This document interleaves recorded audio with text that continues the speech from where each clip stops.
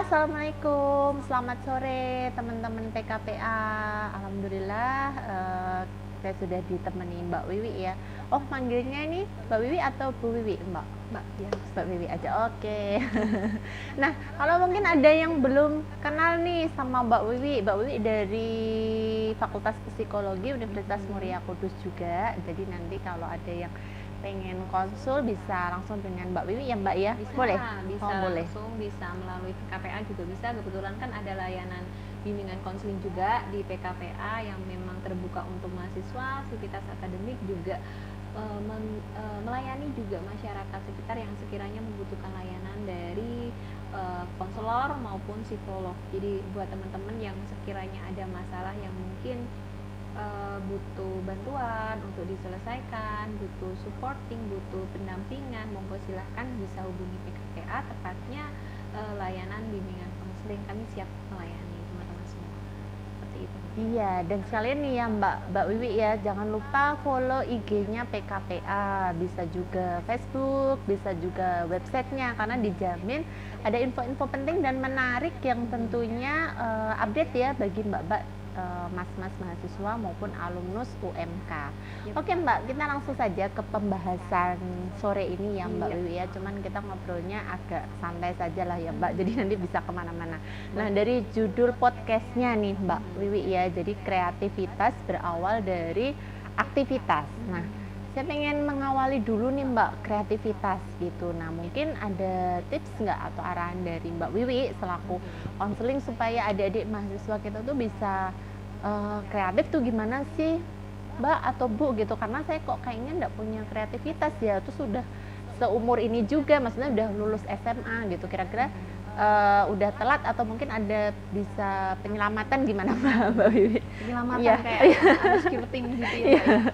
Sebenarnya gini Mbak, kreativitas itu setiap orang itu sebenarnya memiliki, punya. Apalagi kalau lagi kepepet banget gitu kan muncul ide-ide cemerlang tuh ya. Nah, sebenarnya setiap orang itu punya yang namanya ide atau gagasan. Dan kreativitas itu berawal dari ide dan gagasan itu tadi. Tapi memang gak semua orang yang pinter itu memang terkadang bukan berarti tidak kreatif. Mereka juga ada sisi kreativitas, cuma tertutup dengan kemampuan intelektual yang dimanfaatkan ke hal yang bentuknya bukan kreativitas itu tadi. Maksud kreativitas di sini kan bisa memunculkan sebuah ide, karya, produk. Nah, seperti itu. Sebenarnya orang-orang yang pinter pun ada sisi kreatif, cuman tidak tidak ditonjolkan seperti itu. Cuman di sisi lain ada orang yang memang biasa tapi ada juga orang yang pinter dan dia juga kreatif, itu juga ada. Berarti dia bisa memanfaatkan ide, gagasan sesuai dengan konteks yang sedang dia alami. Seperti itu. Tapi ada juga orang yang mungkin secara akademik bisa dibilang orangnya itu tuh biasa aja, butuh usaha lebih untuk bisa menjadi nilai yang untuk mendapatkan nilai yang bagus. Tapi dia orangnya kreatif. Dia orangnya lebih ke arah kemampuan yang performance-nya.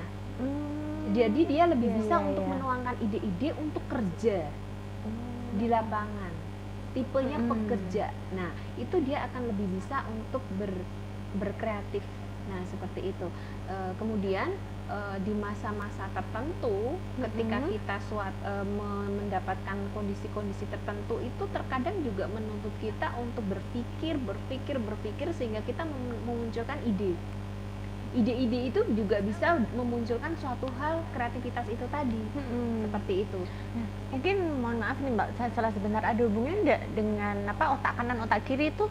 Kalau ada otak kanan dan otak kiri, memang otak kanan itu lebih cenderung orang-orang yang kreatif.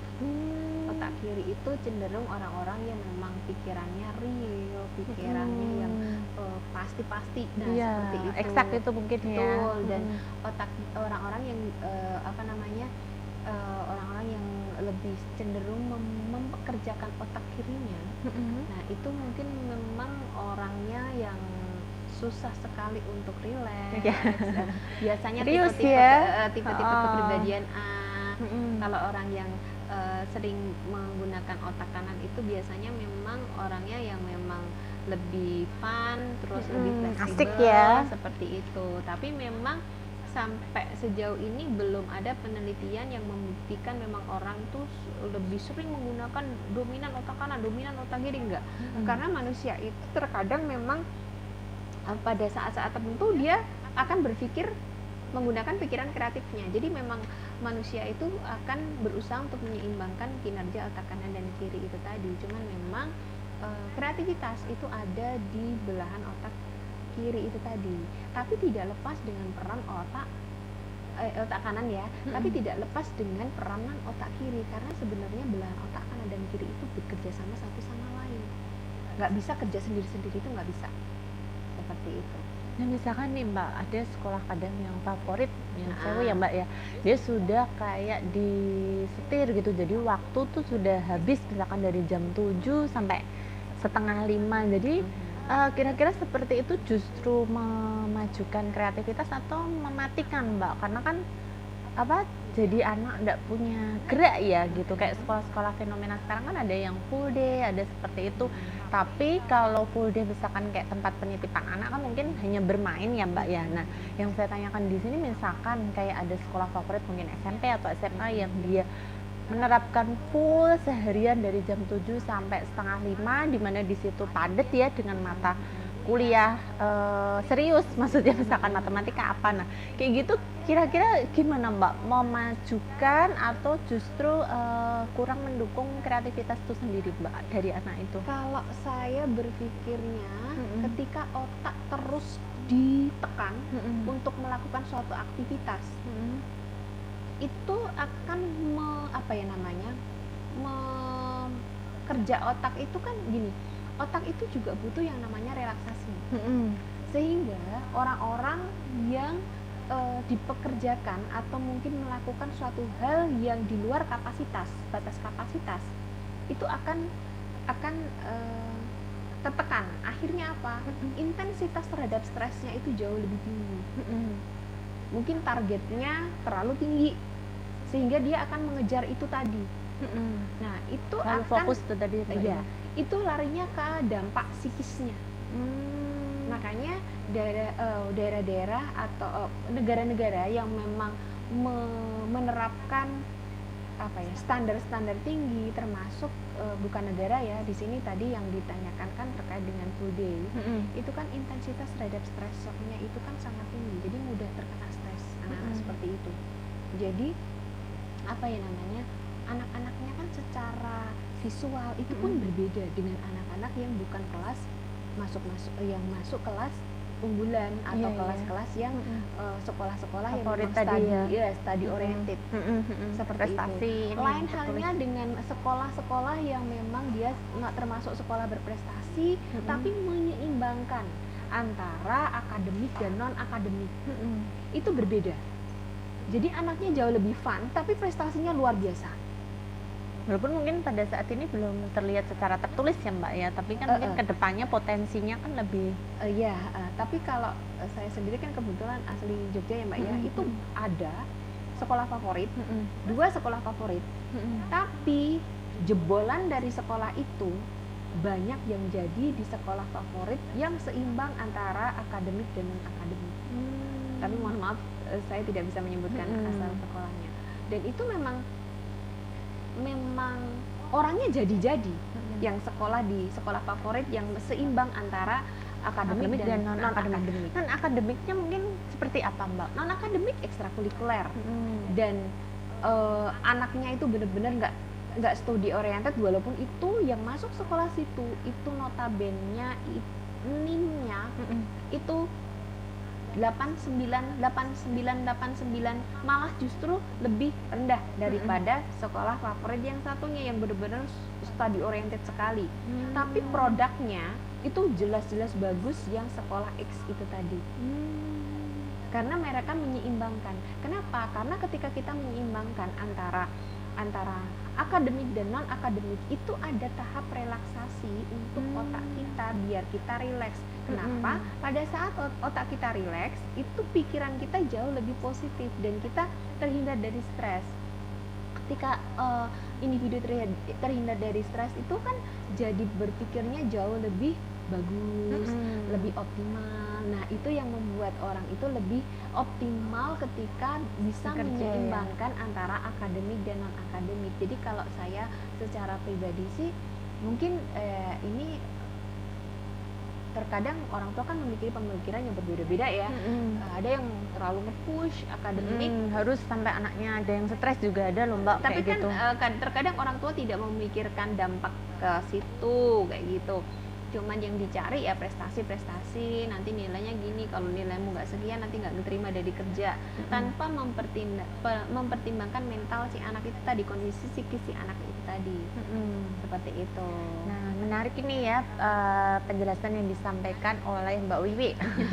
Karena kan memang itu tadi ya Mbak, kalau saya melihat fenomena itu kan memang banyak orang tua yang mengejar anaknya pokoknya harus dapat nilai sekian gitu, nilai 100, padahal belum tentu si anak itu sendiri enjoy. Betul. Dan kalau stres itu tadi, stres bisa untuk anak-anak ataupun yang dewasa jadinya berdampak buruk. Dan saya juga pernah dengar loh Mbak, ada yang skripsi nih misalkan, skripsi itu karena dia dituntut orang tuanya harus cepat lulus tuh ada yang sudah sampai tahap akhir terus stres gitu juga bisa. Nah mungkin nih Mbak sekalian ya, mungkin relate sebelum kita masuk topik selanjutnya. Nah kali aja ada Mbak-mbak dan Mas di sini yang sudah semester mungkin 6 atau berapa yang akan menghadapi skripsi ya Mbak ya. Kalau semisal menghadapi keadaan seperti itu bagaimana Mbak? Udah burn out gitu. Gitu. Sedangkan orang tua itu padahal dia pengennya tuh ya sudah menjalani step by step gitu, maksudnya menuruti dosen pembimbing, cuman kadang orang tua itu nggak mau tahu gitu, pokoknya harus kamu pokoknya harus cepat lulus gitu. Nah untuk menghadapi situasi seperti ini gimana Mbak Bibi, mungkin tipsnya buat Mbak dan Mas nanti yang menghadapi? Harus be kreatif ya, harus kreatif. Jadi gini, buat teman-teman saran saya yang memang sedang menempuh skripsi, biasanya kalau skripsi itu kan sebelum skripsi ada yang namanya TPS, teknik penulisan skripsi. Biasanya dosen kan meminta tugas untuk membuat judul skripsi bla bla bla bla. Mulai dari situ itu teman-teman tekunilah langsung apa yang kalian mau, judul apa yang kalian angkat. Jadi harapannya ketika mengambil skripsi tinggal lanjutin, itu pertama. Kedua, maksud yang saya sampaikan di kreatif, buatlah planning, buatlah perencanaan tuh dari awal. Karena terkadang gini Mbak, ada orang yang hidup tanpa rencana, dari flow, biarlah air mengalir, akhirnya bablas ya Mbak ya. Betul. Karena skripsi itu berbatas, karena kita kuliah itu juga ada DO, karena kuliah itu juga ada pemutihan, kita harus mengingat itu, karena kuliah itu juga butuh biaya, dan biayanya nggak murah. Dan tolong diingat, banyak banget orang-orang di luar sana yang menginginkan posisi yang saat ini itu kita duduki. Banyak orang di luar sana yang nggak bisa kuliah, pengen kuliah tapi kita bisa kuliah. Nah, maka dari itu alangkah lebih bijak ketika kita bisa membuat perencanaan pada saat kita sudah yakin untuk ngambil yang namanya skripsi. Mungkin bab 1 diselesaikan di bulan pertama, bab 2 di bulan kedua, bab 3 bulan ke-3, bab 4 bulan ke-4 sambil nyelesain bab 5. Biasanya kalau bab 3 kan sebentar ya Mbak ya. Kemudian itu kan bisa ya 1 bulan itu selesai, itu bisa. Dan jangan lupa rajin-rajin konsultasi. Benar-benar itu. Seperti itu. Dan janganlah risau, janganlah gundah gulana pada saat skripsi kalian itu mendapatkan surat cinta dari dosen kalian. Kalian harus berbangga. Jangan kok malah aduh salah lagi nih, udah dicoret-coret gini, kemudian ngedrop. Justru ketika dicoret itu sama dosen dibaca, dikasih tahu harusnya kayak mana. Lebih baik seperti itu kan daripada pada waktu ujian nanti malah dibantai, macam-macam. Karena tidak peduli ya mungkin dosen seperti pembimbingnya itu. Jadi lebih nyaman ketika kita dikasih surat cinta, catatan cinta dari dosen kita, suruh memperbaiki A, B, C, D, E, F, G. Karena di sini kenapa dosen memberikan catatan-catatannya itu, karena dosen kan beberapa kali juga sudah menguji, jadi tahu juga besok di ujian itu yang diujikan itu seperti apa, yang harus dikuasai bagian apa. Seperti itu. Nah untuk manajemen stresnya nih Mbak, untuk manajemen stresnya mungkin ketika itu tadi ya, ketika kita sudah mengikuti step yang diutarakan Mbak Wiwi tadi, ternyata orang tuanya nih nggak sabar nih Mbak, bapak ibu kita, oh, gimana kamu sampai mana? Padahal mungkin non sewu ya, mungkin mereka tidak kuliah, jadi tidak mengalami seperti ini. Mungkin untuk tips manajemen stresnya gimana Mbak mungkin? Karena kan rawan ya memang masa. Terkadang gini, terkadang mahasiswa itu juga kemarin saya ada nemu mahasiswa yang modelnya itu karakternya kan macam-macam ya. Ada yang memang dia itu suka banget ketika ayo cepet gini-gini, ayo saya bantu kayak gini-gini, itu dia bisa jalan. Tapi ada juga kita menemukan ada kalanya mahasiswa yang ketika dia disupport, ketika dia ayo cepetan gini-gini, dia malah jadi ngedrop, ngerasa bersalah, jadi dia malah nggak jalan. Nah, ketika saya tahu kondisinya seperti itu, ya sudah saya stop. Udah cepetan bab 4 taruh sini, udah cepetan bab 5 taruh sini. Kenapa Bu, ini udah ada yang bener gini-gini, salahnya gimana Bu? Udah nggak apa-apa, nggak salah kayak gini. Karena saya pengen dia langsung cepet selesai ujian, karena orang tuanya juga memacu-macu. Jadi saya udah tahu dia orang yang nggak suka dipacu, saya nggak akan macu. Sisinya setelah ujian seperti itu. Tapi ketika ada orang yang memang modelnya orang tuanya nggak mau tahu seperti itu, ya dikasih pengertian. Ketika dia ngerasa orang tuanya masih belum paham, ya sudah dijalanin aja, terima aja, dan kita lebih bisa memahami orang tua. Pahamlah, wajarlah mereka seperti itu karena mereka tidak pernah duduk di bangku kuliah, seperti itu. Ya sudah, kita alihkan energi kita, energi negatif kita alihkan dengan melakukan pekerjaan-pekerjaan yang mungkin lebih bisa memberikan manfaat buat kita.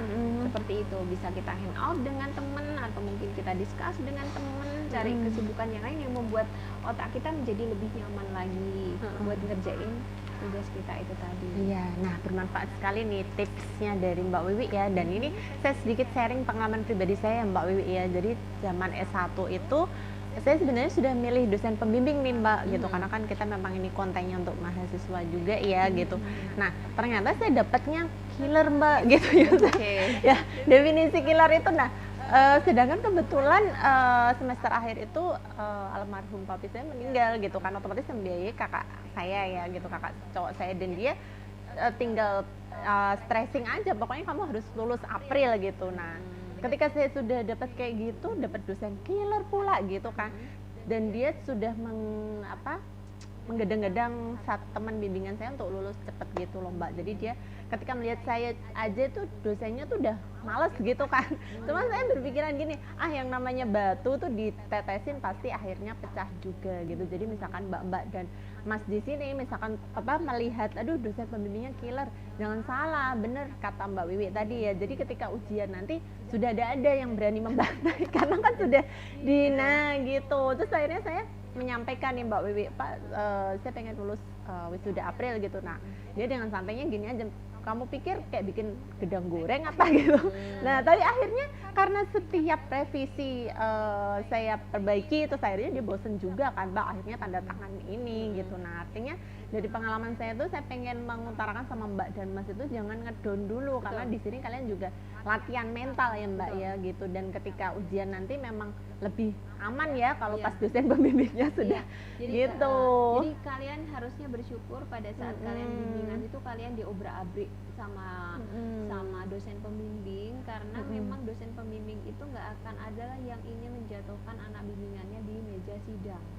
Jadi kalian ngikut aja apa yang dibilang sama beliau, dan ketika kalian nggak paham bilang, tanya Pak ini maksudnya seperti apa, saya harus seperti apa, Bu ini bagaimana, seperti itu.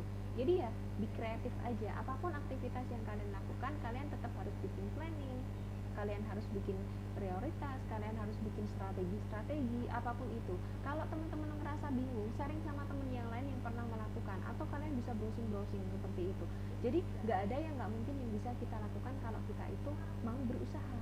Tapi kalau kalian nggak mau berusaha, ya jangan harap apa yang ingin kalian lakukan itu membuahkan hasil yang sempurna. Seperti itu. seperti itu ya Mbak ya, istilah Allah tidak akan mengubah nasib seseorang kecuali orang itu mengubah nasibnya Iya, sendiri. jadi kita harus berusaha dari diri kita sendiri juga. Gitu, jangan malas dulu. Nah, sehubungan dengan kreativitas tuh Mbak, tadi kan ini ya kreativitas kan tanda kutip tidak boleh dikekang ya, tidak Iya. boleh terlalu stres gitu. Nah, tapi sehubungan dengan era pandemi nih Mbak, kita kan mau tidak mau pembelajaran juga blended learning Betul. gitu kan, terus aktivitas juga harus di rumah, lebih banyak di rumah karena menghindari kerumunan gitu. Nah, itu akhirnya kan ini ya di rumah, terus akhirnya ada istilah yang familiar di anak muda tuh Mbak, namanya self love. Nah, self love itu sering disalah artikan sebagai apa ya, karena terlalu sayang pada diri sendiri, ini aku malas gitu, jadinya tidak mau pikiran yang pusing-pusing. Nah, itu gimana Mbak istilah self love itu? Oke.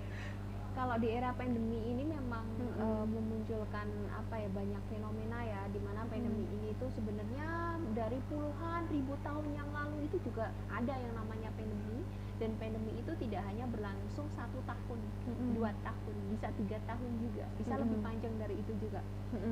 Dan apa yang bisa merubah pandemi itu ya kita kerjasama sama pihak-pihak terkait yang lain. Nggak mungkin pemerintah sendiri, nggak mungkin lini kesehatan sendiri. Jadi semuanya itu harus bergandengan tangan, termasuk kita sebagai masyarakat itu juga bisa berfungsi sebagai garda depan untuk ketika kita melindungi diri sendiri, kita juga sudah bisa melindungi orang lain. Kalau di pandemi kan seperti itu karena adanya social distancing seperti itu. Oke, di era pandemi ini memang menjadikan orang yang namanya cabin fever. Cabin fever itu perasaan stres, gaduh gelisah, depres karena dia ngerasa terpenjara, nggak bisa kemana-mana, nggak bisa ngapa-ngapain, ini itu nggak boleh, terlalu banyak aturan. Nah, plan A, plan B, plan C kadang gagal semua. Nah, kebutuhan juga malah tambah naik. Iya, karena di rumah ya Mbak ya, listrik naik. Sementara banyak yang di PHK. Nah, jadi kesenjangan sosial juga semakin besar, tinggi. Nah, seperti itu. Termasuk lini pendidikan juga kena juga dampaknya. Nah, seperti itu. Dan ketika teman-teman sudah termasuk orang yang bekerja atau orang tua kita bekerja, itu kita pantas bersyukur dan itu sangat kita syukuri. Kalaupun ada teman-teman di luar sana, saudara-saudara kita yang tidak beruntung, ya kita sebisa mungkin juga membantu menyantuni seperti itu. Tapi buat teman-teman bisa kok, kita bukan berarti ketika kita ada di era pandemi kemudian kita merasa aduh saya nggak bisa ngapa-ngapain nih, kemudian kita benar-benar tidak bisa nggak bisa melakukan apa aja. Itu kita tetap bisa kok melakukan suatu hal yang memang itu bisa menghasilkan suatu hal yang menguntungkan buat kita. Kemudian itu terkait dengan mengembangkan kreativitas kita di era pandemi ini. Misalnya kita bisa jualan online lah, kita bisa kita memang nggak bisa ketemu sama teman secara langsung, tapi kita masih bisa menggunakan sosial media. Nah, seperti itu kita juga bisa belajar online. Kemudian juga kebetulan kita juga dapat kuota seperti ya, itu dari pemerintah ya Mbak. betul, ya seperti itu. Kemudian kita juga masih bisa melakukan aktivitas walaupun terbatas di rumah, tapi tetap kita bisa siasati dengan entah kita juga bisa ini loh Mbak, bikin nanam di rumah. Oh iya. Nah, itu juga bisa kreatif tuh ya, seperti itu, menghasilkan uang, kreatif yang menghasilkan uang. Kita juga bisa masak, pesan PO-nan, kita delivery order, kita dapat duit juga. Oh iya. Nah, seperti itu. Kita bisa bikin konten-konten, bisa jadi YouTuber. Kita bisa juga bikin mini movie.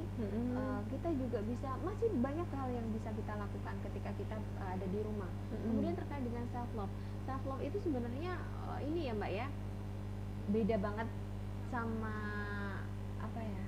malas tadi. Iya, beda banget sama jadinya kita malas. Mereka mengartikannya rebahan Mbak jadinya. Padahal rebahan beda banget sama self love, karena self love itu ketika kita bisa mencintai diri sendiri dan menghargai orang lain. Jadi beda. Apa ini Mbak hubungannya mencintai diri sendiri terus menghargai orang lain? Karena beda dengan selfish. Egois. Itu egois. Nah, tapi kalau orang self love itu dia bisa menghargai diri sendiri, bisa menerima kekurangan diri sendiri, menerima kelebihan diri sendiri, bisa bangkit dari keterpurukan, bisa menghargai orang lain, kemudian dia juga bisa optimis terkait dengan masa depan dia. Tapi kalau yang selfish itu kan dia hanya ingin menghargai diri sendiri tanpa mau menghargai orang lain, seperti itu. Jadi apa ya, jauh sekali dengan kebalikan dengan selfish tadi. Itu tadi. Nah, kalau tadi saya mendengar Mbak Wiwi tadi membahas tentang dibikin plan A, plan B gitu ya, Mbak ya. Kalau Nah, ada pandemi. itu menarik nih, Mbak. Ini pengalaman saya sendiri ya, Mbak ya. Ketika aduh sudah masa pandemi nih, mau enggak mau kita di rumah, terus kita sudah berpakaian kerja atau mungkin yang sekolah berpakaian sekolah gitu, Mbak, sudah buat plan A, plan B. Tapi kok di rumah speednya untuk mendapatkan produktivitas tuh ini ya, Mbak ya, lambat atau mungkin dipengaruhi mood atau apa ya, Mbak, mungkin ya? Iya, Seperti itu. betul. Karena gini, Mbak Retno, memang tidak bisa dipungkiri dukungan sosial itu pengaruhnya sangat besar sekali dengan kehidupan manusia. Apalagi kita manusia kan makhluk sosial, kita nggak bisa lepas dari orang lain. Sekarang begini, Mbak Retno sudah berkeluarga. Sudahlah, dulu sebelum berkeluarga lah sebagai anak. Di rumah sendirian nggak ada teman seharian, enak nggak? Sepi ya, Mbak ya? Enak nggak? Atau justru yang di rumah bagaimana ini? Sepi atau justru bebas kalau di rumah? Kalau saya sih merasanya walaupun punya saudara ya, Mbak, saya kan juga bersaudara ya, walaupun kadang ya sebel misalkan kita acara TV apa, tapi tuh ketika saya sudah gini sudah berumah tangga sendiri-sendiri ya merasakan ternyata enak ya punya saudara rame, kita bisa belajar dari kakak-kakak kita atau mengajari adik-adik kita. Jadi lebih ini sih, Mbak, interaksi sosialnya lebih banyak, terus itu berdampak pada diri juga gitu. Iya, karena kita sebagai manusia itu juga butuh ngomong, butuh yang namanya komunikasi sama siapapun itu, entah sama anak kita, sama orang tua kita, sama teman kita, sama sahabat kita. Kita dulu yang belum kerja itu aja butuh itu, sama keluarga. Apalagi sekarang kita sudah kerja, kita sudah berumah tangga, masalah sudah banyak.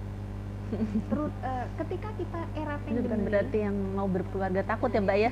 Jangan takut ya, harus berkeluarga. Ingat ketika itu separuh dari ibadah di dunia loh ya. Itu, ya. Nah, tapi siapin dulu ya, kerja dulu.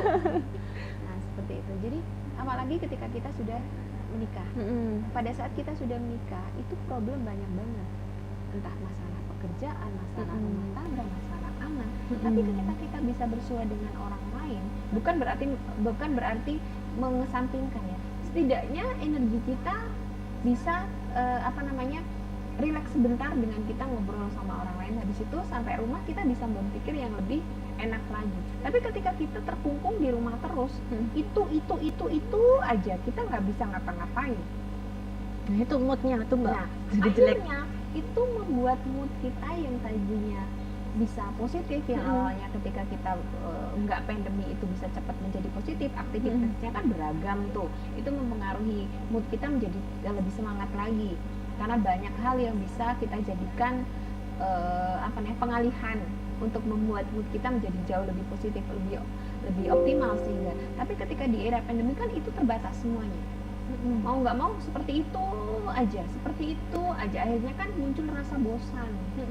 Rasa bosan itu sebenarnya itu akan memunculkan yang namanya kortisol, hormon kortisol pada tubuh kita, sehingga kita hormon stres, sehingga kita akan lebih mudah untuk merasakan mood yang buruk, mood yang negatif. Akhirnya kan pada masa pandemi ini kan sebenarnya dari hasil penelitian kan relevansi dengan tingkat agresivitas kan meningkat. Jadi masalah-masalah kriminalitas kan meningkat sejak terjadinya pandemi ini. Bukan karena ini ya, Mbak, ya banyak PHK, bukan? Termasuk salah satunya itu. Jadi semua lini itu kan terganggu akibat efek pandemi ini tadi.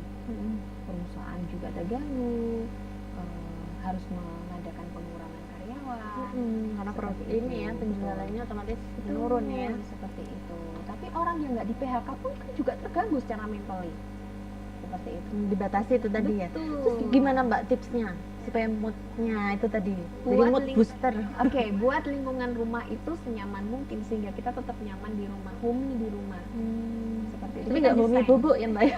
Bukan homey bobo. Justru ketika pandemi itu malah kita sebisa mungkin melakukan aktivitas. Jangan cuman tidur saja.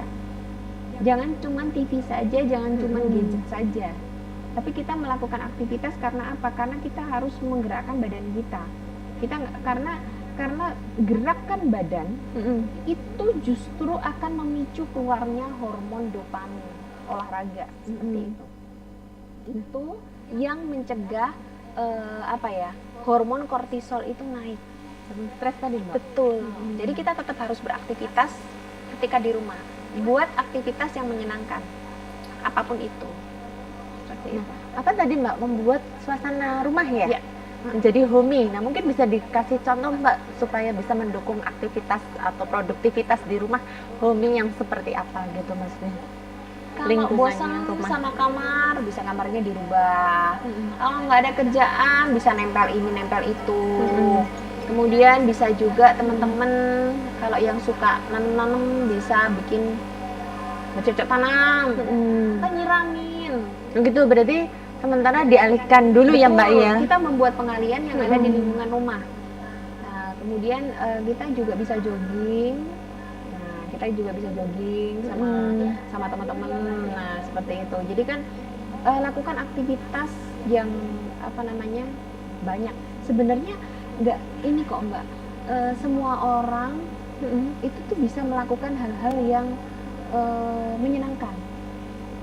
Yang suka beternak, ya mungkin bisa pelihara hewan lah yang dia suka kucing, ikan cupang lah kan lagi menjamur kan ikan cupang ya, pengalihan stres. Betul, untuk pengalihan stres. Jadi kalau kita punya anak kan lebih ke arah hewan sama anak-anak ya, walaupun sebenarnya itu juga tantangan tersendiri.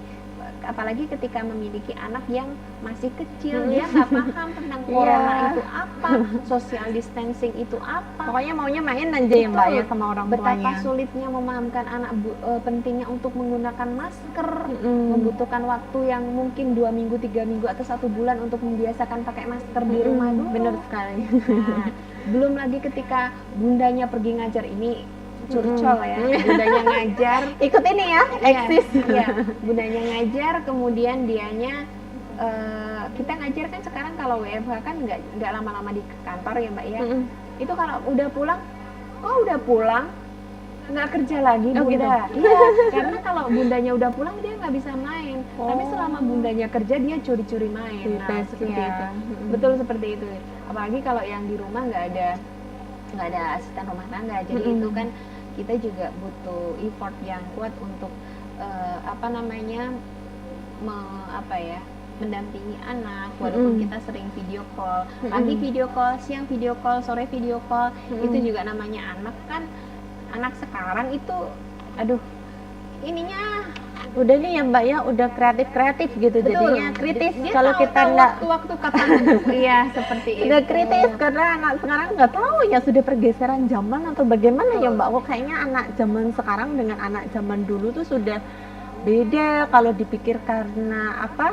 Misalkan kita memberikan, karena kita orang tua tentunya memberikan asupan gizi yang baik ya. Tapi memang saya melihat anak-anak kecil sebayanya juga pikirannya sudah beda kan dengan anak zaman dulu gitu kan Mbak. Nah ini Mbak, tadi di awal Mbak Wiwi menyampaikan ada prioritas atau perencanaan ya, terus kemudian nanti ada relaksasi juga gitu kan supaya tidak stres, supaya moodnya bisa tetap terjaga ya Mbak dan Mas. Nah di sini yang mau saya tanyakan tuh Mbak, terkadang sama-sama nih saya, Mbak Wiwi maupun orang-orang sukses lainnya seperti misalkan Bu Sri Mulyani lah ya, ikon cewek yang sukses walaupun berumah tangga jadi ibu juga. Nah waktunya itu sama-sama 24 jam gitu Mbak, cuman kan beda pengelolaan, akhirnya beda pencapaian juga.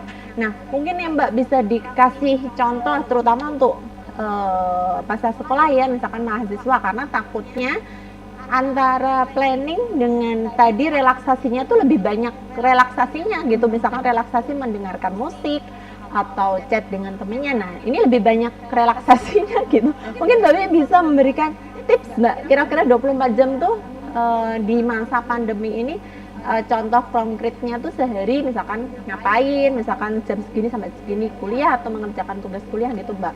Oke. Kalau yang pertama saya sampaikan itu setiap orang itu kan punya planning yang macam-macam, kuliah di jurusan macam-macam. Kadang yang SMA itu juga aktivitasnya segudang seperti itu. Kalau menurut saya pandemi dan nggak pandemi itu sama aja aktivitasnya, tergantung gimana kita memanagenya. Itu pertama. Kedua, alangkah lebih bijak, lebih baik ketika apapun aktivitas teman-teman, karena sebenarnya kuliah, sekolah itu punya batas, jadi memang harus di planning. Jangan sampai kita keluar batas planning karena yang rugi kita sendiri. Seperti itu. Kalau yang membiayai kita juga kita yang rugi. Kalau yang membiayai orang tua ya orang tua rugi, kita rugi juga. Rugi waktu, seperti itu, betul, rugi kesempatan semuanya. ya. Betul. Jadi dari awal itu ketika kalian memutuskan untuk memilih A kuliah, B sekolah, ya sudah tetap membuat jadwal prioritas, planning seperti itu. Dan catatlah semua aktivitas yang akan kalian lakukan untuk mengantisipasi terjadinya tumbukan seperti itu. Sebenarnya banyak orang yang malas melakukan hal ini, padahal penting sekali untuk mengatur diri sendiri, regulasi kita seperti itu. Karena ketika kita sudah terbiasa melakukan hal itu, nanti keseharian kita tuh otomatis akan tertata kok. Padahal berawal dari hal yang sepele, kita hanya mencatat planning apapun yang akan kita lakukan ke depan. Itu sangat mempengaruhi efek kita kesehariannya. Karena kalau kita sudah terbiasa mencatat aktivitas apa yang akan kita lakukan, itu kita bangun tidur tuh sudah tahu nanti aku akan ngapain aja ya. Jadi lebih terorganisir ya Mbak. Betul, ya. akan lebih bisa terorganisir. Habis mandi aku harus makan, kalau misalnya nggak makan, ini mepet waktunya, aku langsung ngampus aja, nanti makan gampang bisa beli di ini. Habis ini aku langsung melakukan ini. Catat aktivitas setiap hari. Kalau misalnya teman-teman tipikal nggak suka nyatet, tolong diingat-ingat dan tolong dilakukan. Jadi berusahalah kita untuk mendisiplinkan diri dengan aktivitas apa yang akan kita lakukan dan apa yang biasa kita lakukan. Itu secara rutin. Karena ketika kita melakukan secara rutin, terbiasa melakukan rutinitas itu sendiri, itu kita akan mudah untuk mengulangnya. Jadi akan melatih kita, melatih diri kita untuk selalu sesuai dengan apa yang memang harus kita lakukan.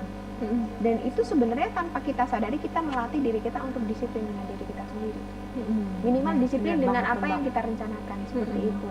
Dan misalkan ada gangguan hari itu, misalkan ada orang tua atau saudara yang sakit, ini ya Mbak ya harus dikerjakan hari selanjutnya ya, bukan berarti terus udah lewat gitu ya. Nah, dan ketika kita sudah terbiasa melakukan aktivitas yang akan kita lakukan, kita sudah terbiasa membuat reminder apa yang harus kita lakukan. Nanti ketika ada suatu kegiatan yang mungkin miss sama kita, kita akan ngerasa ada hutang dan kita harus segera untuk mengejar ketertinggalan planning itu tadi ya. Karena kita ngerasa ada yang kurang, memang ada yang kurang. Ini harus saya lakukan. Nah, seperti itu.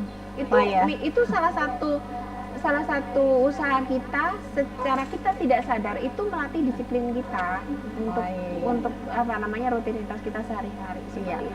Dan tanggung jawab kita. Siap. Berarti buat perencanaan, terus konsistensi tadi ya Mbak. Betul, ya, terus apa tadi Mbak yang terakhir? Tanggung jawab. Betul, itu akan secara tidak sadar itu melatih kita tanggung jawab dengan diri kita sendiri. Seperti itu. Ini karena waktu sudah mau habis, mungkin ada closing statement singkat aja Mbak, silakan ke Mbak dan Mas. Oke, terima kasih Mbak Retno. Buat teman-teman, ada baiknya kita sebagai manusia tetap harus be kreatif ya dimanapun kita berada, karena ketika janganlah kita merasa aku bukan orang yang kreatif. Jangan merasa seperti itu dulu. Kreatif itu tidak melulu merasa aku orang kreatif, aku gini, enggak. Dengan kita berusahalah kita untuk menuangkan ide apapun itu, berusahalah kita untuk membuat solusi yang memang sesuai dengan masalah yang kita hadapi seperti itu. Kemudian kita juga harus bisa membuat planning terkait dengan apa yang akan kita lakukan. Nah, seperti itu. Dan itu juga bagus untuk kita ke depannya.